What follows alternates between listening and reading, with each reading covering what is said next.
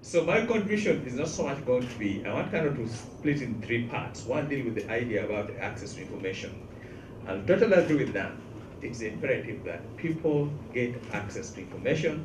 That's only when they can make informed decisions. What we found out in NSS was this. One of the initiatives we actually undertook is this annual members meeting. But as you know, that's limited. We have 500 members meeting for a space of 6 hours. That's not sufficient. What we did was to create what we call a roadshow. We basically go out to our members. Last year we went to 800 employers. And we go there and make a presentation about NSSF and talk about all issues, including the Temangalos and the Zimbes, which I'm going to share about. What we found out that the longer and the more we talk about that, they test the credibility of the information you're going to give them. I mean, are you credible? And over the last 3 years, if I just run a bit of the numbers for you, you're going to find an interesting pattern within NSSF. And I agree. And I agree with you, NSSF has a lot of issues. If you look at 4 years ago, we had about 270,000 active members. As of yesterday, we had 570,000 active members. In our database, we had 800 in totality members, because what you have is the number of people who contribute once and they drop off the system, either because they lost their job. That number actually as of yesterday is 1.34 trillion.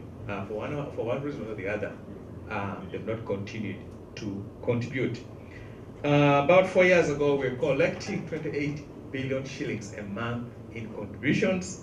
Actually, this month, our average 60 billion shillings a month. That's 4 years later. If you look at our benefit payments, 4 years ago, we were paying about $4.5 billion a year. As of the end of June, we are paying 13 billion shillings a year. Billion, yes, billion. You talk about dollars and shillings. So, shillings. Let's give it one. Okay, let's just give it to shillings. 4.5 billion shillings. My apologies. The asset size 4 years ago was 1.7 trillion shillings. The asset size end of June is 4.4 trillion shillings. When you look at our income for the year 2010, it was 160 billion shillings.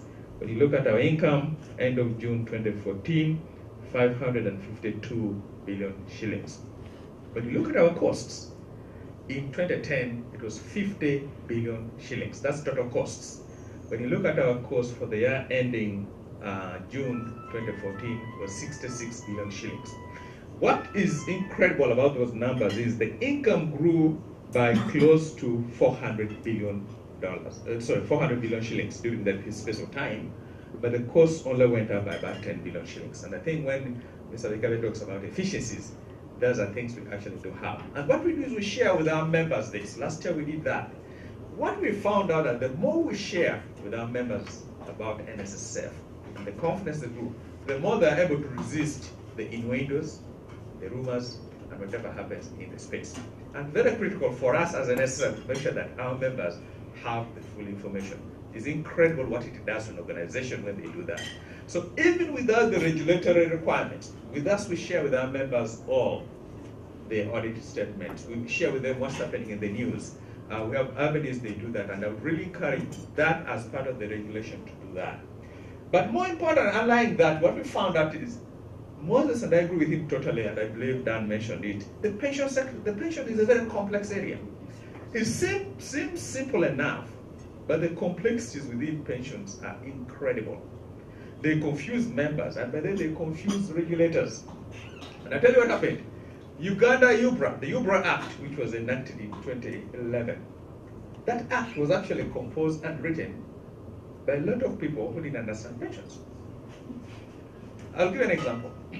When that act was written, if you read it in its entirety, you didn't know there was a difference between a voluntary scheme and a mandatory scheme.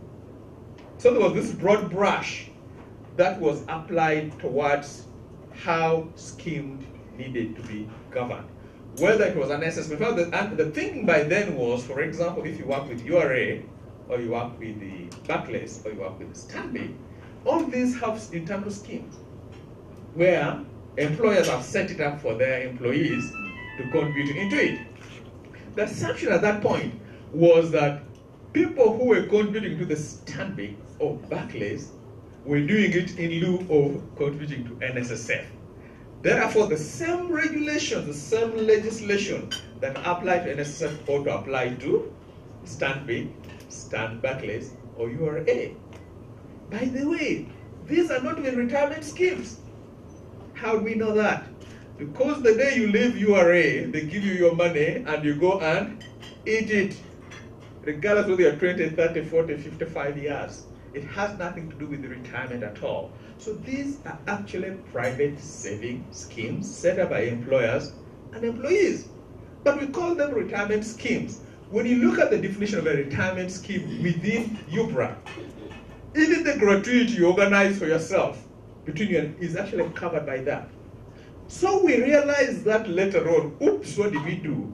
And began to cure some of the problems that are in UBRA into the new reform bill. So whichever way, we actually do need a new act to try to cure the problems that are within UBRA. So that's why I say that it's a complex area, and most people don't understand, even the regulators do not understand that. So there is really this whole education piece we have to undertake. Not just educating members of the public, educating regulators, educating our legislators, so that they can understand there's actually a difference between what we have. Many people tout, and we heard Moses talk about it. In Kenya, there is BAO, there's a scheme. This guy is being run by a retirement scheme.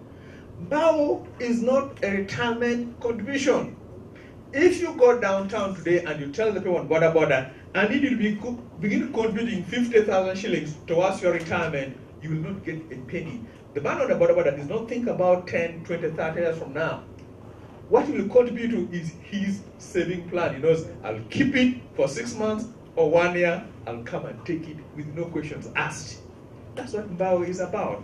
And once we have that framework, we can now then approach the legislation relating to pension within that framework, understanding exactly what the pieces are.